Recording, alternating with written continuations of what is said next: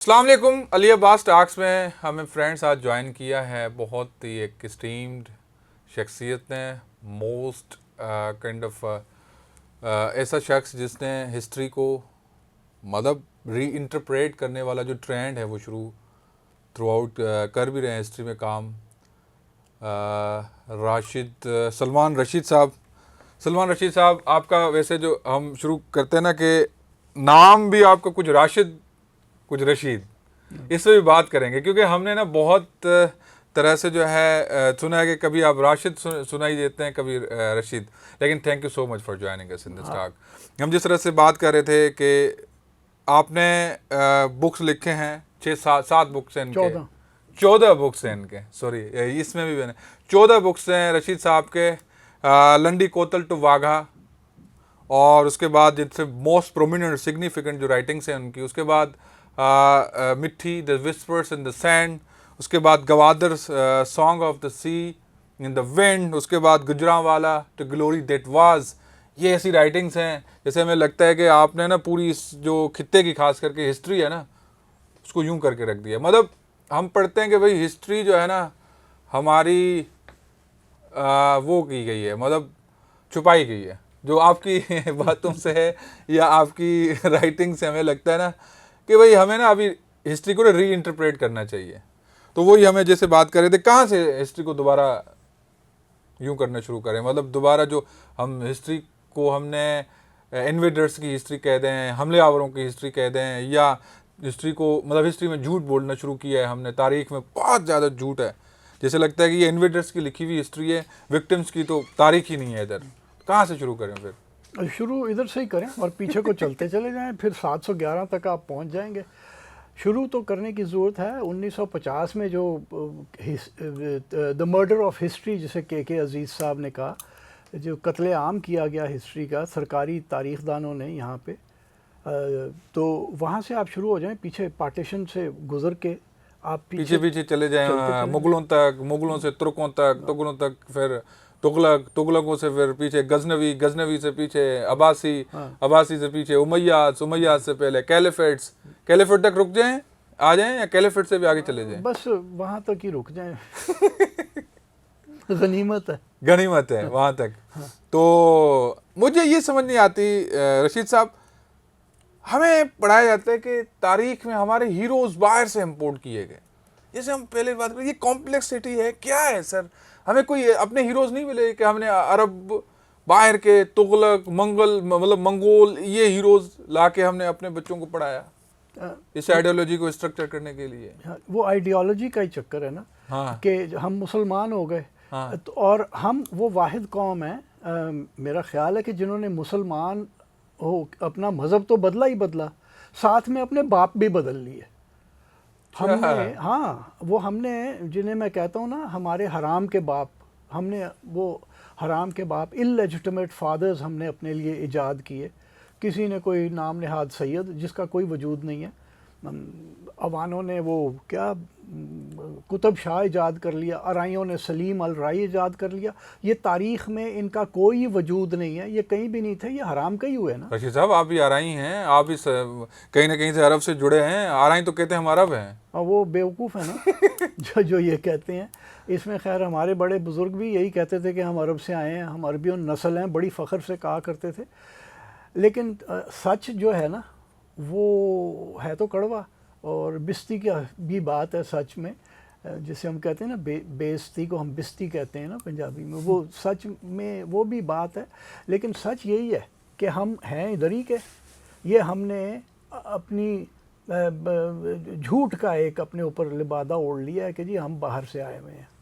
क्यों ओढ़ा है? मतलब ये जो सैयद कॉम्प्लेक्सिटी है क्या है सर? मतलब ज़रूरी है कि हमें मतलब इंडिजीनियस से इतनी कोई नफ़रत फैलाई गई उस ज़माने में, इन्वेडर्स ने कोई इतना हमें रोन दिया कि बस आप इतने नीचे हो, इतने गलीज इंसान हो कि बस हम जो है ना बाहर से आके जो बाहर का बुलाएगा उसी की सुपीरियरिटी होगी वरना नहीं होगी? क्या है ये कॉम्प्लेक्सिटी, क्या कहाँ से उभरी है? ये पहले तो शायद ठीक ही था, मोहम्मद बिन कासिम ने इस किस्म का कोई जुल्म नहीं किए थे मुसलमान करने के लिए, और मेरा ख्याल है कि अरबों ने भी बाय एंड लार्ज कोई इस तरह का नहीं किया होगा। लेकिन ये जो तुर्क आए ना, ये बहुत बदज़ात लोग थे। इन्होंने आके बड़े बुरे तरीके से यहाँ पे मुसलमान करने की रीत रखी। एक तो ये था कि जो जजिया लेने जाया करता था टैक्स कलेक्टर, उसको हुक्म था कि उसने ऐसे करके नहीं जजिया ले लेना कि वो ला के जो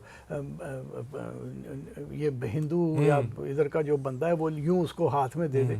वो यूं लेके आएगा बड़ा बाइज्जत और बड़ा मीक बन के यूं लेके आएगा और टैक्स कलेक्टर उसके हाथ से नोच लेगा जो भी कुछ वो दे रहा है। और फिर क्या करेगा, जिसके ऊपर मैं कहता हूँ कि असी तो थूक दे मुसलमान हाँ, वो ये उसके मुंह में या तो थूकेगा और या ज़मीन से कोई गंदी चीज़ उठा के उसके मुंह में डाल देगा। ये तारीख़ फ़िरोज़ शाही आप पढ़ लें, तारीख़ मुबारक शाही, और जहाँ तक मुझे याद है शायद तबक़ात नासरी में भी यही है, कहीं ना कहीं ज़िक्र ज़रूर है ये। जो मेरे पास तारीख़ फ़िरोज़ शाही है वो तो मैंने मार्क करके रखी हुई है ना कि ये वो जगह है। वैसे और भी मैंने अलग एक जगह पे नोट किए हैं कि कहाँ कहाँ ये है। तो ये अब देखिए कि कितनी देर हमारे बड़े ये बर्दाश्त करते कि एक पलीत आदमी आके हमारे मुंह में थूक रहा है। उन्होंने कहा यार मिट्टी पाओ, मुसलमान हो जाओ। अच्छा, तो अच्छा, अब जिसके ये किस सन की बात है, ये कौन सा ईयर है? ये आप तुर्क आना शुरू हुए ना, महमूद गजनवी महमूद गजनवी, हाँ। वो ये लोग तो उसे पठान समझते हैं, वो तुर्क था, उसने अफ़गानिस्तान पे कब्ज़ा किया हुआ था।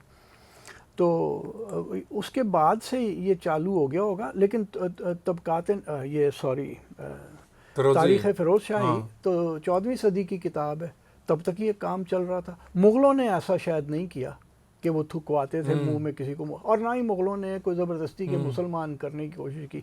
ये तुर्कों को बड़ा चाह चढ़ा हुआ था कि हमने मुसलमान ही करके छोड़ना है सारों को। अच्छा, फिर तो हम मतलब जो चीज़ इस तरह से मतलब एक कर्ब से उनको मुसलमान किए, फिर उसी बात पे हम फ़ख्र करते हैं सर, महमूद गजनवी साहब बड़ी बात है ये वो। तो ये तो फिर मतलब वो नहीं है, एक और भी इन्फीरियरिटी कॉम्प्लेक्स नहीं है ये वही ना जिसे क्या स्टॉकहोम सिंड्रोम कहते हैं। हाँ। कि जो आपका जेलर है वो आप उसी के साथ सिंपैथेटिक हो जाते हैं, उसी की चापलूसी भी करना शुरू कर देते हैं। हम ये स्टॉकहोम सिंड्रोम है, एक पूरी कौम के ऊपर जो मुसलमान हो गई यहाँ पे, ये उनका स्टॉकहोम सिंड्रोम की निशानी है। तो ये जो सैयद सी चीज़ है, ये जो हमारे यहाँ फिर ये तबकाती निज़ाम या जो ये भी इसी की प्रोडक्ट है। तो और क्या, जिसकी ज़्यादा बेइज्जती हुई होगी उसने अपनी खिफत छुपाने के लिए अपने आप को, नहीं यार मैं सैयद बन जाता हूँ कि मैं तो उधर से ही आया, मेरे मुंह में किसने थूका? नहीं, किसी ने नहीं, मैं तो उथों ही आए हैं असी थे। तो अच्छा, इसी वजह से उनका जो अपना एक एहसास महरूमी थी, ये मतलब एहसास महरूम वाली बात से उन्होंने जो है ना अपनी आइडेंटिटी बदल दी, अपने बाप बदल लिए हमने। ये बड़ी शर्मनाक बात है।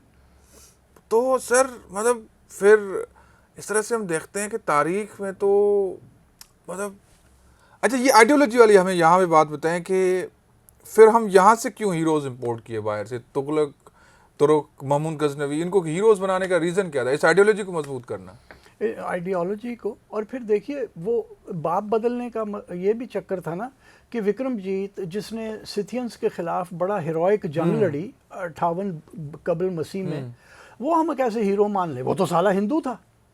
अच्छा, तो आइडियोलॉजी वाली बात आ गई ना। आइडियोलॉजी वाली। राजा पोरवा को हम क्यों हीरो माने? वो तो हिंदू था। सिकंदर को हमने मुसलमान कर लिया, वो पक्का सारे मानते हैं कि वो मुसलमान था। राजा डायर को हम क्यों हीरो माने? वो तो हिंदू था। हिंदू था।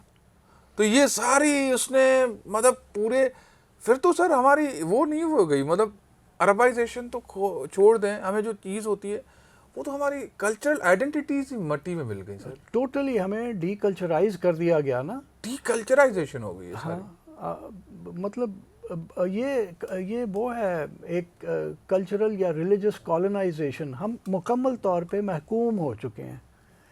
मैं इंडोनेशिया वाले इस तरह से महकूम नहीं है, कोई भी नहीं है सर, बंगाली नहीं है, टर्कियों ने, तुर्कों ने अपनी आइडेंटिटीज नहीं छुपाई। उन्होंने अपने नाम भी रखे वही, जो अर्तुगरुल या फलाना ढिमकाना जो थे वो नाम भी उन्होंने वही रखे। हमने तो जो अपने नाम थे वो छोड़ दिए, हर एक ने अरबी नाम रख लिया या अरबिक पूरा एक वो सिंड्रोम से हमने गुजरा।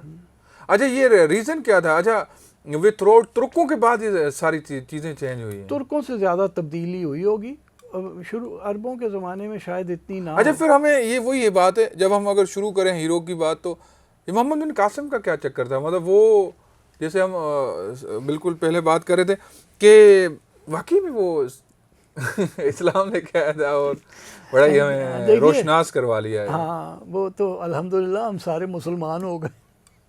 लेकिन आप ये देखिए कि ये कोई पहला हमला नहीं था। वो जो हमें बताया जाता है ना, नसीम हिजाज़ी जैसे तारीख़दानों की किताब में, कि जी वो एक औरत की चीख सुन के पता नहीं किस लाउड स्पीकर से उसने चीख मारी उसने, थी हाँ कि वही है, वहाँ उसी तक टाइम पहुँच लाइट स्पीकर अभी इन्वेंट भी नहीं हुआ होगा। तो वो चीख सुन के जनाब वो चढ़ दौड़ा और उसने फतह कर लिया सिंध। ये छठा हमला था सिंध के ऊपर। और दो ऑथेंटिक हिस्ट्रीज हैं, चचनामा और अहमद बलाजुरी की तारीख़ बलदान। ये इनमें आप पढ़ लें, ये छठा हमला था।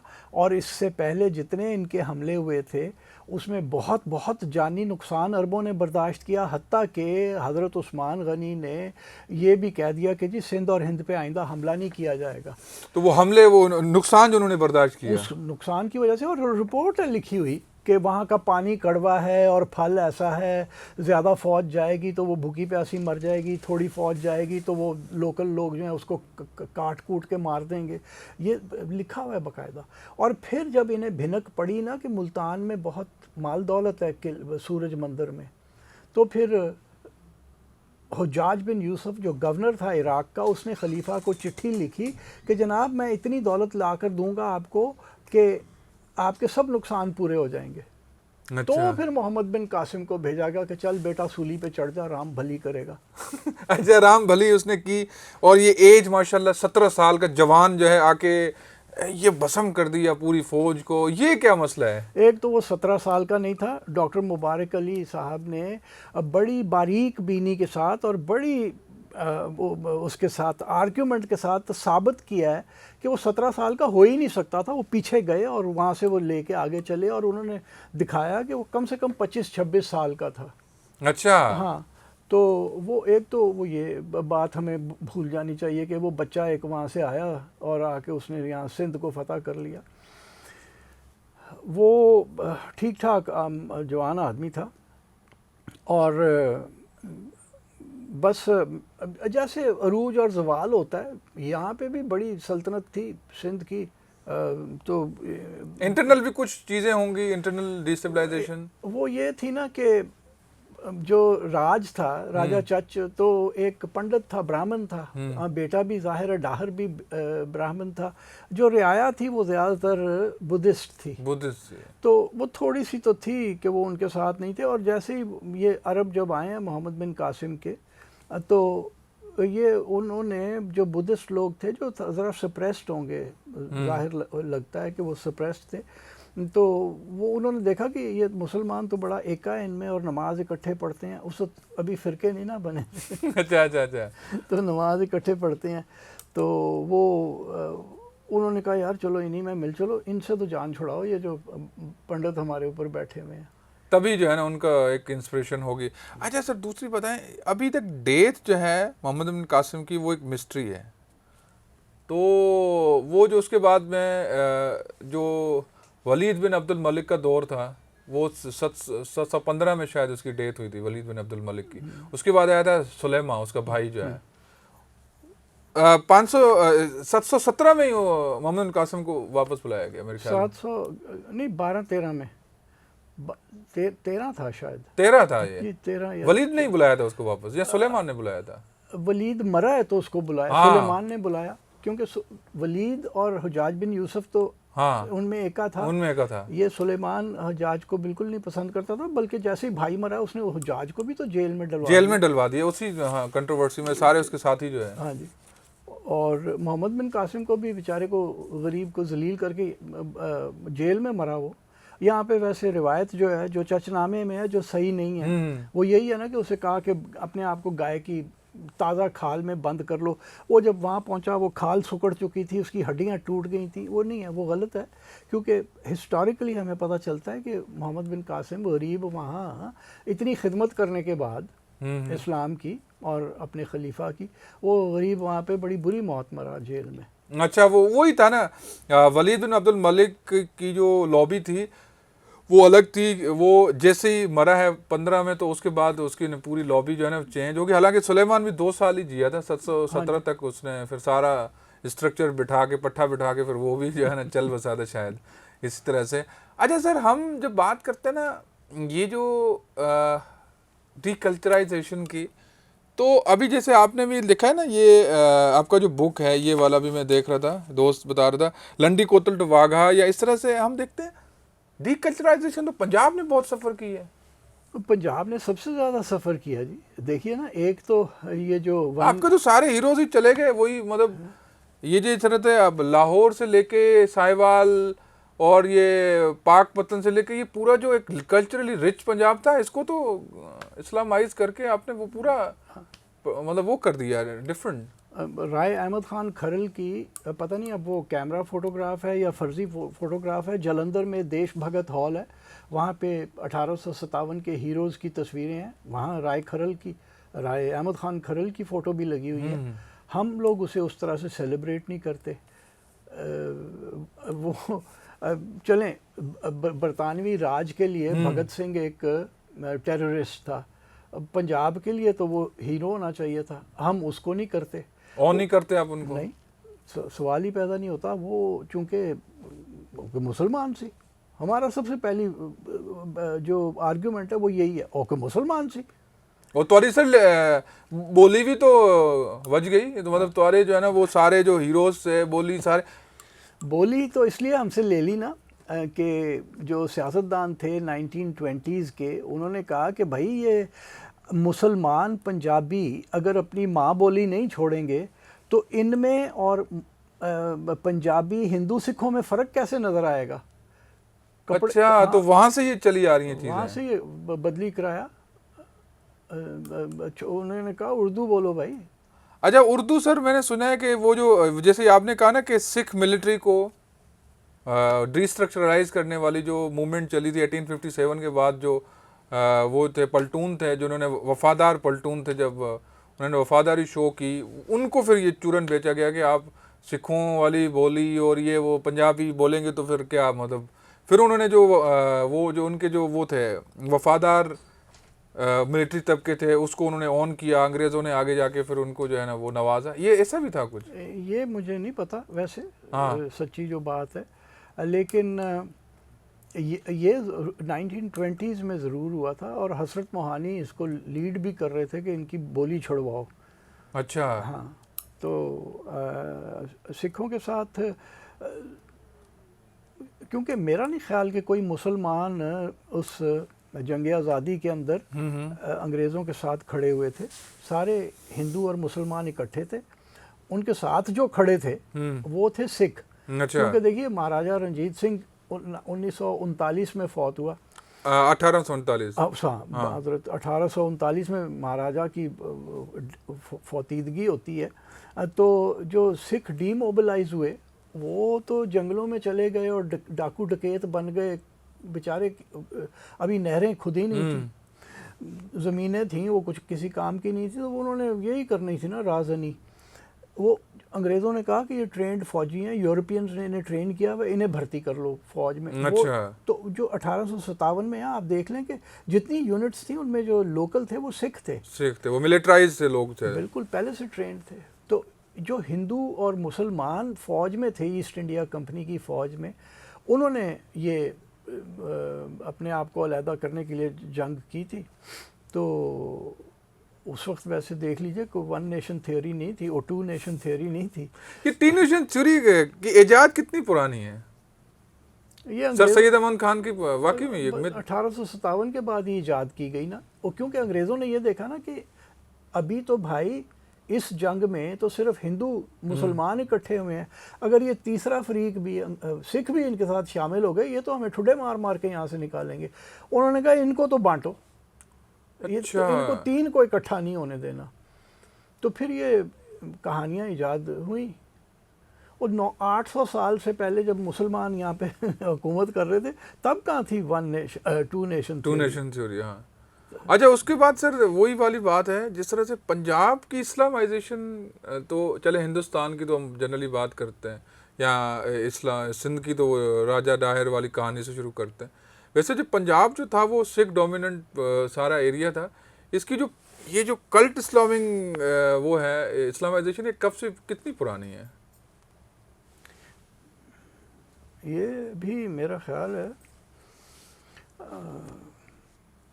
कुछ पुरानी तो होगी, क्योंकि जो अगर आप वो रिकॉर्ड पढ़े ना 1857 की जंग आज़ादी का, उसमें हिंदू मुसलमान अगर इकट्ठे भी थे ना, वो झुग्गी बना के इकट्ठे रहते थे, रोटी अपनी अलग-अलग पकाते थे।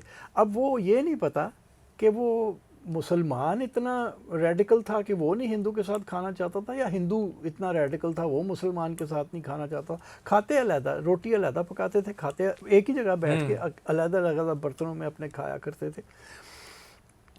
तो ये उस वक्त भी कुछ ना कुछ तो था, लेकिन फिर जब वो हमने ये बनाई ना टू नेशन थ्योरी, और मोहम्मद अली जिन्ना की एक तकरीर भी है कि your food is different, your culture is different, your dress is different, you don't belong to each other, या कोई इस किस्म की एक लंबी तकरीर है।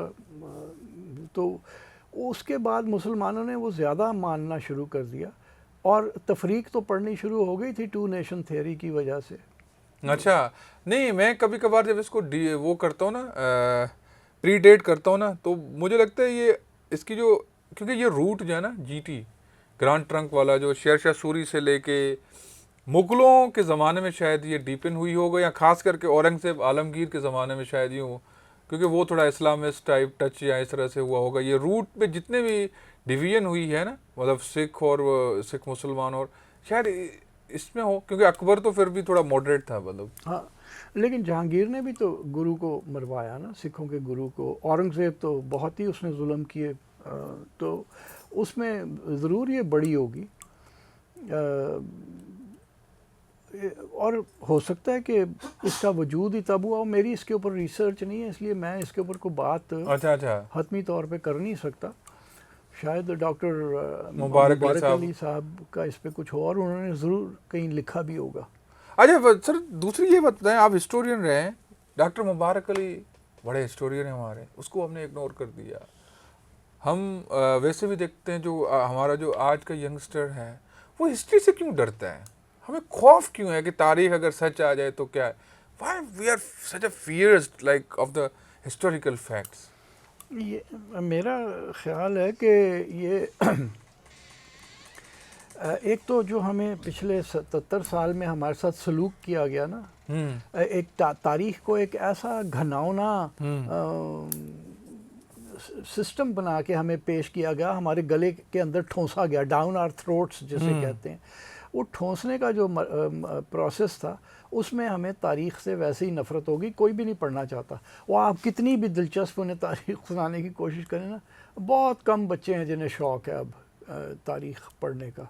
ये मेरा जो मेरा ज़ाती आपके एनालिसिस है मतलब, हाँ, कि ये हुआ ना कि जिस तरीके से हमें पढ़ाई गई, और मेरा ख्याल है कि जब 50s में जो जिन बच्चों को 8वीं 9वीं के बच्चों को ये पढ़ाई जा रही थी, तो उनके माँ बाप तो बात करते होंगे ना कि जी हम पार्टीशन में किस तरह अजाब में से गुजर के आए हैं। यहाँ कुछ और ही बताया, एक बड़ी ग्लोरियस चैप्टर का वो खुलना बताया जाता है, तो वो फिर जाहिर है कुछ शक तो वहीं पढ़ना शुरू हो जाता है, और वो हम चाहे कुछ ना भी कहें वो इनग्रेन हो जाता है, रियलिटी इनग्रेन मतलब। हाँ, तो इस वजह से अच्छा एक चीज़ मैं वही तो आऊँगा, आपकी जो अभी बात हुई, कितनी बड़ी कुर्बानियाँ हमारे बड़ों ने दी थी पाकिस्तान के लिए। कुर्बानी तो वो होती है जो आप जानबूझ के देते हैं।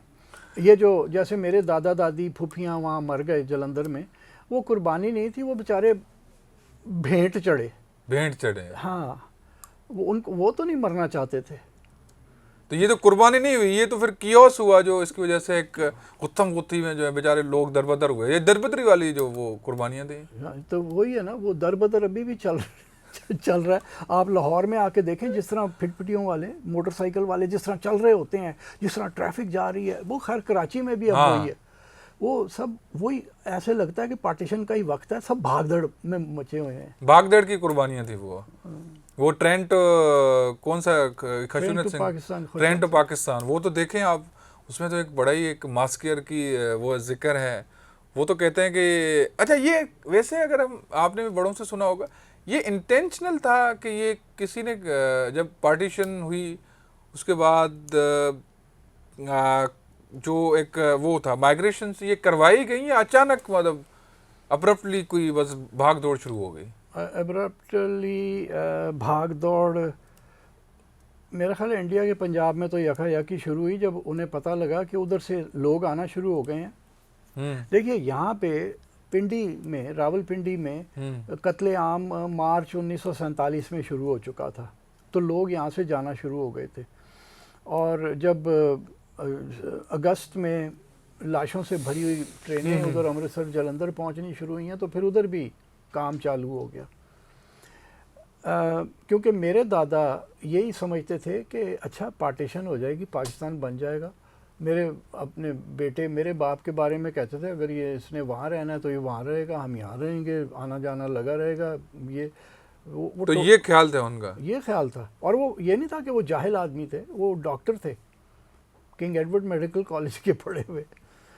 तो एक पढ़ा लिखा आदमी जब इस तरह से मिसलीड हो जाता है तो फिर तो पता नहीं बाकियों के साथ क्या हुआ था जो बेचारे गरीब गुरबा थे बिल्कुल ही।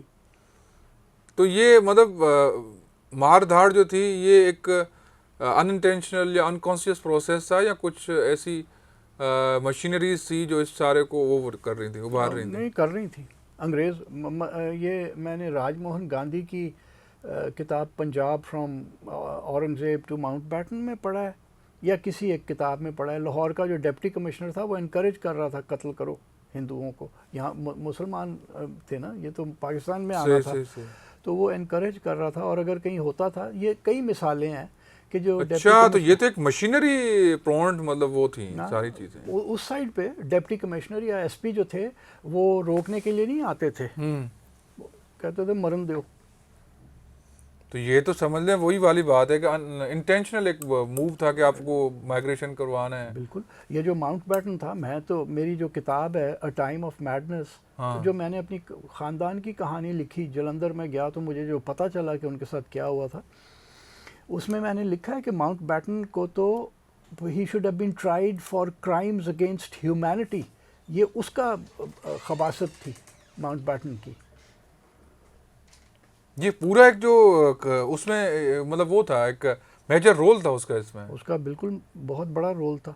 और ये जो उन्होंने वो रेडक्लिफ को बुला के लाइन लगवा दी पंजाब के ऊपर खंजर। ये क्या थी सर? ये रेडक्लिफ वाली लाइन ने तो सब कुछ बेड़ा तो उसने कर रखी है। हाँ ना, मतलब उस वो एक वकील था, उसने इंडिया कभी आया नहीं, उसको कुछ पता नहीं है यहाँ की रियलिटी का। वो दिल्ली में आया, उसको नक्शा दिया, उन्होंने कहा फेर देते खंजर, उसने खंजर फेर दिया। दिल्ली में बैठ के आया तक तो था नहीं। और कितने जुलाई के आखिरी दिनों में आया। हाँ सर, 2 महीनों का प्रोसेस है। 2 किधर, कम 3 जून के बाद। हाँ, 3 हफ्ते का। 11 जून को ये अनाउंस करके गए थे माउंटबेटन इधर, और उसके बाद उसको बुलाया गया। सही कह रहे थे, 2 से भी कम महीनों का ये सारा। बिल्कुल महीना भी पूरा नहीं था। 3 जून प्लान के बाद। हाँ, तो पूरा वो नहीं मतलब जुलाई अगस्त में उनको अनाउंस करना था। इंडियन इंडिपेंडेंस एक्ट के मुताबिक ये 15 अगस्त को अनाउंस, दोनों असेंबलीज में इजलास हुए। तो फिर ये 1 महीने में आप एक पूरा बड़े सगीर जस्टिफाइड तरीके से कैसे कर सकते हैं? अनजस्टिफाइड था ना ये तो। मतलब उसको क्या पता था वो क्या कर रहा है? बस उसको कहा गया तुझे पता नहीं कितने पैसे दिए होंगे, उसको कमीशन पे ही लाए होंगे ना। कमीशन पे लाए होंगे, हाँ, इस तरह से। वो अपने पैसे की खातिर वो कर गया, उसको क्या थी। और चर्चिल उनका प्राइम मिनिस्टर था ना, वो तो वैसे ही हमें ईवल और गंदे और पता नहीं क्या क्या कहता था। वो तो सर उसके लिए वो पूरा, हाँ, गुलामों के अलावा में ट्रीट ही नहीं करता था। वो तो कहते हैं इनको आप आज़ाद करते हो तो ये तो अपने सारी चीज़ें, मतलब वो हमें कहते थे कि they have this only slavery minds, तो उनको मतलब इस तरह से वो ट्रीट करते था, इतने हेटेड से। लेकिन सर फिर हम देखते हैं कि हमने कभी मुड़ के ना इन चीज़ों को दुरुस्त क्यों नहीं करना शुरू किया? वही आइडियोलॉजी का फिर चक्कर हो गया ना। और फिर बाकी मेरे पर चलते हैं, मैं नहीं बात करता। नहीं, पर थोड़ा हल्के रखते थोड़े अगर बात करें तो। चलें, फिर रियासत का ये हुआ कि उन्होंने कहा कि अगर हमने ये सुलह कर ली तो हमारा जो रेसों दी एत्र है वो ख़त्म हो जाएगा, हमारे वजूद का जो रीज़न है वो ख़त्म हो जाएगा। अगर सुलह ही करनी थी तो फिर अलहदा क्यों हुए? तभी एक दौड़ में लग गए बस। तो असल में अब क्या देख रहे हैं, मतलब हम इतने तारीख को पीठ दे चुके हैं कि कभी मुड़ के हम जब तारीख को देखते हैं तो खौफ आता है हमें। मतलब अच्छा, दूसरी मैं बता रहा हूँ यंगस्टर्स की, मैं अपनी कैफियत बता रहा हूँ।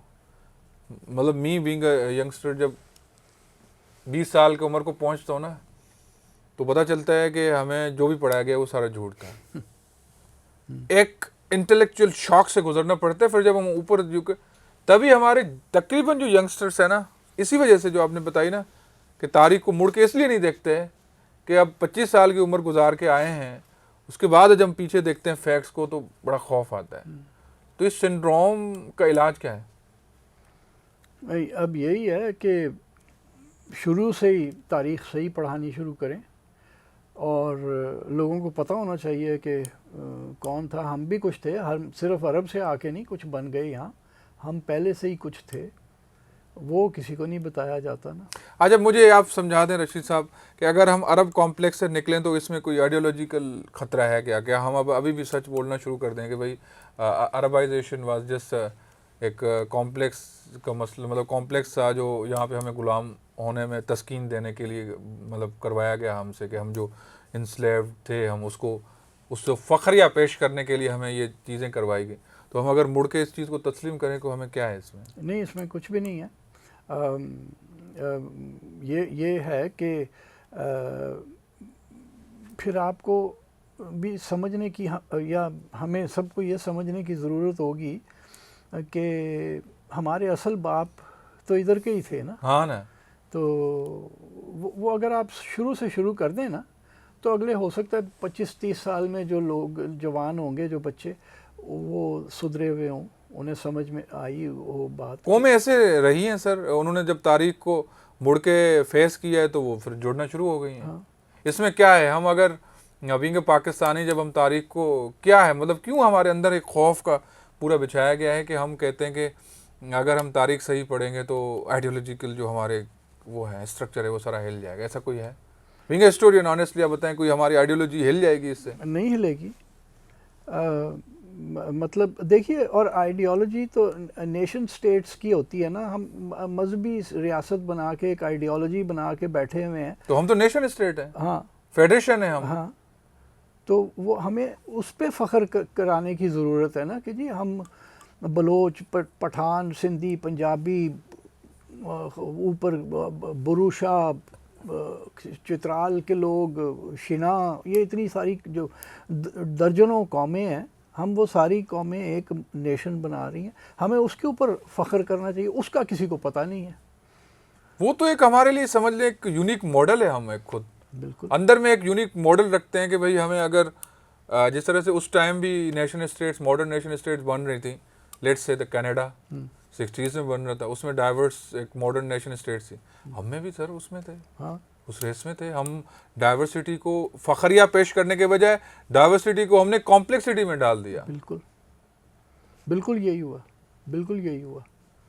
मतलब इसका वही रीज़न जो आपने कहा कि पावर स्ट्रक्चर को बहाल रखने के लिए, या कुछ और? नहीं, वो पावर स्ट्रक्चर को बहाल रखने का ही चक्कर था ना। हाँ ना।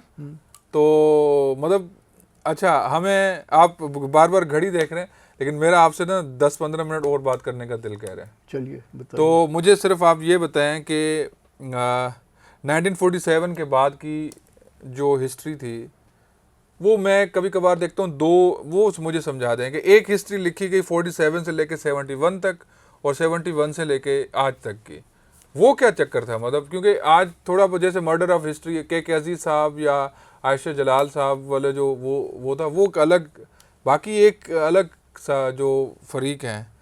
तो ये क्यों लिखवाई गई हिस्ट्री, तारीख? तब पाकिस्तान नया नया बना था ना। हाँ। 47 में। तो फिर यहाँ पे रिक्रूट किए गए लोग और उन्हें बताया गया कि भाई ये तुमने लिखना है, और वही वो टू नेशन थ्योरी के ऊपर बहुत वो ज़ोर दे रहे थे, और वो पाकिस्तान को पीछे तक ले गए थे। वो मैंने एक निसाब की किताब पढ़ी कहीं 1957 की छपी हुई, 56-57 की, कि कुरैशी साहब की लिखी हुई, मेरा जहाँ तक मुझे याद है कुरैशी था वो। उसमें कह रहा है कि the Pakistan army fought valiantly against Alexander पाक यानी वो उन्होंने उस वक्त पाकिस्तान इजाद कर दिया था जब अलेक्जेंडर यहाँ पे आया 326 कबल मसीह में। तो अब ये बेवकूफ़ी की बातें थी, लेकिन हाँ। जब आप एक बच्चे को ये बेवकूफ़ी की बातें पढ़ाते रहेंगे और फिर जब 1971 के बाद बंगाल अलहदा होता है और फिर धक्का भी लगा टू नेशन थ्योरी को कि अगर वही था तो बंगाली मुसलमान थे, हमसे क्यों अलहदा हुए। ये बड़ा धचका था इस बात के। हाँ, उसको हमने पता नहीं कैसे कैसे करके कवर कर लिया है वैसे। उसके बाद तो हमारे हाँ वही तभी मतलब उसको धचके लगने की वजह से हमने दोबारा कवर करने के लिए दोबारा हिस्ट्री लिखवाई ये बात। अच्छा तभी जो है ना। अच्छा चलें फिर तो फिर को करम नवाजी से इस्लामाइजेशन का हमें मिल गया टारगेट। फिर तो हमने ज़िया-उल-हक साहब ने जो काम किया वो अब हम अभी तक भुगत रहे हैं ना। अब वो भी आप नहीं नाम ले सकते, लेकिन हम भुगत तो अभी तक रहे हैं। और पिछले वो तो मर गया, ठीक है ना जी। हाँ बुरी मौत, अपनी जायज़ मौत मर गया ज़िया। लेकिन वो जो हमारे लिए छोड़ गया तो वो आप देख लीजिए 90 की दहाई के अंदर वो जो ये वाले उनको मार रहे हैं, वो वाले इनको मार रहे हैं, मैं कोई नाम नहीं ले रहा हाँ जानबूझ के। और ये सारा कुछ उस इस्लामाइजेशन का नतीजा था। मतलब इस्लामाइजेशन की है तो एका होना चाहिए था, मज़हब एक है तो एका होना चाहिए था। वो ऐसा बीज डाल के गया सर। बस इस्लामाइजेशन तो उसका एक और रकम लसानियत के बीज उसने डाल दिया। ये जिस शहर में आप बैठे हुए ना कराची में सर, ये 30 साल तक लसानी यरगमाल रहे यहाँ पे। जी बिल्कुल, वो उसका ही बीज बोया हुआ था। बिल्कुल। एक साइड पे आपने इस्लामाइजेशन का और उस दूसरी साइड पे। हाँ, तो ये कहने की कोशिश है कि ये लोग जो है ना ये मुल्क के वफादार नहीं है, ये जो ये काम कर रहे हैं। अच्छा, और दूसरा इस्लामाइजेशन अभी एक और मॉडल ये कामयाब है या फेल है, मदीना स्ट्रेट वाला मॉडल? वो शब्बर जैदी साहब की एक मैंने तकरीर देखी, वो कह रहे हैं कि भाई ये क्या रियासत मदीना बनाने की बात कर रहा है। वह रियासत मदीना में यानी यहाँ पे कोई यूनिवर्सिटी नहीं होगी, कोई हस्पताल नहीं होगा, कोई ट्रेजरी नहीं होगी। वो जैसे मुल्ला उमर ने एक ट्रंक में डॉलर रख के अपनी चरपाई के नीचे रख के सोता था वो, ठीक है। तो वो कह रहे थे कि ये इसके क्या ये वो रियासत मदीना बनाना चाह रहा है। अगर आप रियासत मदीना बनाना चाह रहा है कोई, तो अपने ऊपर वो कर ले, अपने ऊपर वो सारी कैफियत ले आए, वो घड़ियाँ ना चोरी करे, हैं जी, वो मलिक रियाज के पैसे उसको दे के उससे प्लॉट ना ले। वो तो रियासत उसके ऊपर उसने अपने लिए तो चालू कर दी, फिर उसकी देखा देखी सारे करेंगे तो रियासत उस तरह की हो जाएगी स्पिरिचुअली या ये जैसे आप कहते हैं कल्चरली एथिकली वो बन जाएगी। आप ठोंस रहे हैं ऊपर से कि जी ऐसे रियासत मदीना, वो क्या मॉडल था वो जो बनाना चाह रहा था। ये सब ढकोसले हैं, ड्रामे हैं। वो जैसे इस्लामाइजेशन ज़िया का एक ड्रामा था ना, सिर्फ खराबा करने के लिए, ये भी खराबा करने के लिए ही है। अच्छा रशीद साहब एक बात ऑनेस्टली बताइएगा, अब आपके पर नहीं जलने चाहिए। मतलब मैं आपको ये बता रहा हूँ कि रियासत मदीना इज़ रियल मॉडल। ये तो था ही नहीं, रियासत मदीना किधर थी सर? यहाँ पे आपके पर नहीं जल, मतलब रियासत मदीना रियल सर हाइपोथेटिकल एक चीज़ है। वहाँ पे तो एक पावर स्ट्रक्चर ही नहीं था उस ज़माने में। It was just a movement. उस तक कोई रियासत का तस्वर इवन नहीं था, वो एम्पायर से उस ज़माने में। तो रियासत मदीना कहाँ पीछे हम लेके जा रहे हैं? पता नहीं होनी थी ना, इसीलिए नहीं हो सकी। नहीं तो खुदा ने भी इनकी मदद करनी थी ना। अगर ये वाकई होता कुछ रियासत मदीना टाइप की चीज़ तो खुदा ने मदद करनी थी ना। अगर रियासत का मॉडल ट्रीटी या वर्साइल से शुरू होता है, अगर आपका ये मानना है 1648 से, इससे पहले एम्पायर और किंगडम थे, तो फिर 1648 से पहले कौन सी रियासत थी इस दुनिया में? स्टेट, नेशन स्टेट, रियासत मदीना कहाँ थी वो? नहीं, वो तो बिल्कुल नहीं थी। ये वाकई है, आपने बात सही की है। उससे पहले तो वाकई कोई रियासत का सर कॉन्सेप्ट ही 17वीं सदी के बाद आया इस दुनिया में। तो फिर रियासत मदीना कहाँ ढूंढ के फिर रहे हैं हम? वो गलत ढूंढ रहे हैं ना अंधेरे में। और मसला पता क्या है कि ये ढूंढ अंधेरे में रहे हैं, और इन्हें एक अंधेरे कमरे में अंधेरे में ढूंढते हुए इन्हें एक चीज़ मिल भी जानी है जो वहाँ पे नहीं है। वो वहाँ सर ये बात हमारे पास जो है ना, जो चीज़ है ही नहीं हिस्ट्री में, उसको भी हमने री इन्वेंट करके जो है ना, अब 17 साल का जवान हिस्ट्री में है ही नहीं, मोहम्मद बिन कासिम। लेकिन 17 साल के जवान ने यहाँ पे आके इस्लाम फैलाया। मतलब कि ये आप सही कह रहे हैं, मतलब हिस्ट्री धोखा किया गया ना, धोखा किया गया। अच्छा सर, हमें ये बताएं कि उसके बाद अब क्या हम कोई और मॉडल लाएंगे इस्लाम का? ये मॉडल, अच्छा ये मॉडल फेल है वैसे, आपको लगता है? रियासत इससे जान छुड़ा चुकी है, मदीना मॉडल और हाँ, वो स्कीम, इमरान खान स्कीम वो वाली। जेल के एक सेल में अब कैदी नंबर 801 शायद है, 804। 804, हाँ, वो ही अपने ऊपर लागू कर रहा होगा रियासत मदीना, बाकी जेल से बाहर नहीं है। आपको क्या लगता है फ्यूचर उसका वैसे, बीइंग ए हिस्टोरियन, मतलब आपको? मैं तो ए पॉलिटिकल सा आदमी हूँ, मैं जो भी कहूँगा वो मेरी ख्वाहिश होगी, लेकिन मुझे नहीं पता कि उसका मुस्तकबिल क्या है, क्योंकि यहाँ बड़े जो हैं हमारे परवरदिगार, उनकी सोच बदलते हुए देर नहीं लगती। तो मैं कह दूं कि जी अब वो सारी ज़िंदगी जेल में गलेगा, तो कल को उनका सोच बदल जाए और वो उसे कहें कि आओ बादशाह।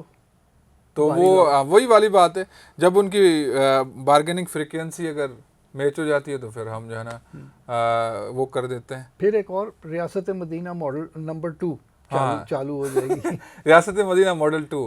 अच्छा, आप अभी अगर मैं जब पढ़ रहा होता हूँ ना, हरारी है जैसे, युवाल हरारी, मैं जब उसको, अच्छा हरारी ने सर, रशीद साहब आपको भी पता होगा, एक हिस्ट्री में जो चेंज ये लाई है कि पहले हिस्टोरियंस जो है वो एक इवेंचुअल नैरेटर्स होते थे, इवेंट्स को बता देते। हरारी ने पहली बार बताया कि फ्यूचरिस्ट हिस्टोरियंस का रोल जो है वो फ्यूचरिस्ट टाइप फ्यूचर बताते हैं। आपको क्या लगता है कि हम अब तारीख से कुछ सीखेंगे? नहीं, इंशाल्लाह कुछ नहीं सीखेंगे। क्यों? हमारे अंदर वो चीज़ ही नहीं है तारीख से सीखने वाली। अच्छा, हाँ, तारीख से कुछ सीखना भी नहीं है हमें, और उसके बाद जो है वो अगर नहीं सीखेंगे तो क्या होगा हमारा? इसी तरह जैसे फैज साहब ने कहा था ना कि ख़तरा है कि ये इसी तरह चलता रहेगा, तो ये इसी तरह चलता रहेगा। फैज साहब पे मतलब मैं आ रहा हूँ। अच्छा, फैज साहब का वैसे रोल क्या था? ये पिंडी का मामला था, ये पिंडी कंट्रोवर्सी क्या थी? नहीं, मुझे उसका नहीं पता। ये जो लेफ्टिस्ट मूवमेंट का जो एंड हुआ या इस तरह से, आप इनको नहीं पता आपको? मतलब नहीं, मैं बिल्कुल मॉडर्न हिस्ट्री तो बिल्कुल मैं कोरा हूँ।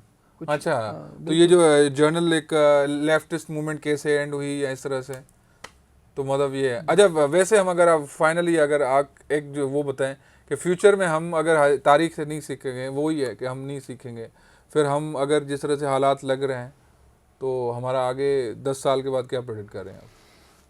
इसी तरह होंगे, पता नहीं, हो सकता है बिजली का 1 यूनिट 1000 रुपये का पड़ रहा हो हमें, और हम बिजली जलाने के काबिल ही ना रहें, मोमबत्तियों से गुजारा कर रहे हों, और अब कानून भी ऐसा बन गया कि पता नहीं इस बात के ऊपर ही मुझे अंदर कर दें। तो कभी भी कुछ भी हो सकता है। हाँ,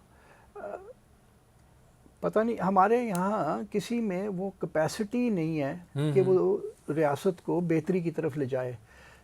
ये बिल्कुल वो जिसे बाजीचा इत्फाल है, बाजीचा इत्फाल है। हाँ, वो मिर्ज़ा गालिब का शेर बिल्कुल फिट है।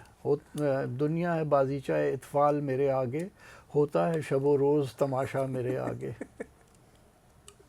तो ये मतलब यही चले कि तमाशा जो है हर दफ़ा जो है वो चलता रहे और ज़िंदगी जो है ना। अच्छा, और चलें, thank you so much Rashid साहब।